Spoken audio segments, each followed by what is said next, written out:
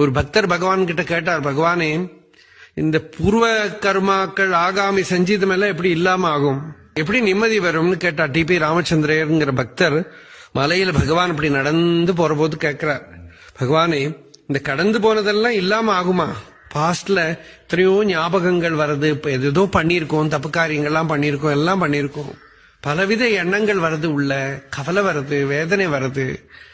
அதுபோல மனசுல இருக்கிற வாசனையை பார்த்தா இன்னமும் ஃபியூச்சர்ல நாம ஏதாவது தப்பு காரியம் பண்ணுவோமோ தோன்றது. இப்படி இருக்கிறத எப்படி நிம்மதி வரும், பூர்ணமான சாந்தி வருமா அப்படின்னு பேசாம கொஞ்ச நேரம் கேட்டு இருந்துதான். அப்புறம் மெதுவா பகவான் சொன்னார், இந்த க்ஷணத்துக்கு முன்னாலத்த க்ஷணம் வேற இருக்கிறத அப்படியே விட்டுடும், மனசு பாஸ்ட் பூரா போயிடும். இது பகவான் ரொம்ப எளிசா சொல்றது. இப்போ இருக்கிறதுக்கு லாஸ்ட் மினிட் இருக்கிறத அப்படியே விட்டுடும், நினைக்காது. அப்படி நினைக்காம இருந்தா அப்ப ஃபியூச்சர் என்ன ஆகும்? புதுசா நான் ஏதாவது பண்றதுக்கு இருக்கே சாத்தியதை, இது பூரா நீ விட்டுட்டேனாக்கா, இந்த 50% நீ விட்டுட்டேனாக்கா அடுத்த 50% தானாவே இல்லாம ஆயிடும், ஃபியூச்சர் தானாவே இல்லாம ஆயிடும். அப்ப இவர் கேட்டார், பகவானே அது எப்படி முடியும் பகவானே, பாஸ்ட்ல இவ்வளவு நடந்திருக்கே, பல விஷயங்கள் நடந்திருக்கே, எப்படி விடுறதுன்னு. அதுக்கு ஒரு வழி என்னன்னாக்கா, என்ன நடந்ததோ, கடந்த மூச்சு வரைக்கும் என்னென்ன நடந்ததோ எல்லாம் சர்வசக்தனாயிருக்கிற ஈஸ்வரனோட சங்கல்பத்தால நடந்தது நீ நம்புறையோ?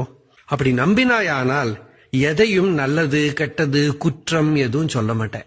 எது வேணா நடக்கட்டும், இது எத்தனை நல்லது நடக்கட்டும், எத்தனை கெட்டது நடக்கட்டும், எல்லாமும் அவன் இச்சை இல்லாம நடக்காதுங்கிறது உண்மைதானே?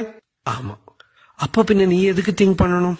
அவன் நம்ம சங்கல்பம் இல்லாம காத்து வீசுறது, நம்ம சங்கல்பம் இல்லாம சூரியன் பிரகாசிக்கிறது, நம்ம சங்கல்பம் இல்லாம மழை பெய்யறது, ஏன் வெளியில எல்லாம் சொல்றேன், நம்ம சங்கல்பம் இல்லாம சரீரத்துல ரத்தம் ஓடுறது, நம்ம சங்கல்பம் இல்லாம ஹிருதயம் டப்பு டப்புன்னு அடிச்சுட்டு இருக்கு, நம்ம சங்கல்பம் இல்லாம சாப்பிட்டது டைஜஸ்ட் ஆறுது, மலசோதனை ஆறுது, நம்ம சங்கல்பம் இல்லாம தான் காலு கையெல்லாம் நடக்கிறது, தூக்கம் வருது, பசி வருது, ஞாபகம் வருது, மறதி வருது.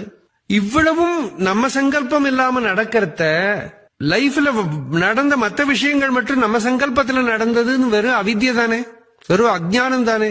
அதனால என்ன லாஸ்ட் மொமெண்ட் வர நடந்ததோ அது அவன் டிபார்ட்மெண்ட், நானே இல்லை. இதை தெரிஞ்சுன்னுட்டா ஃபியூச்சர்ல என்ன நடக்கணுமோ எது நடக்கணுமோ அதுவும் நான் இல்லை, அதுவும் எல்லாம் ஒரு மகாசக்தி நடத்தின்னு இருக்கு. அதுல நான்கிறது வெறும் பொம்மை மாதிரி, பொம்மலாட்டத்துல பொம்மையை ஆட்டி வைக்கிறான், பொம்மை ஆடுறதுங்கிற மாதிரி அந்த மகாசக்தி கையில நம்ம வெறும் பொம்மை தான் தெரிஞ்சுட்டோமானால் சித்தம் வேலை பண்ணாது, சித்தம் செயலற்று போயிடும், சாந்தமாயிடும்.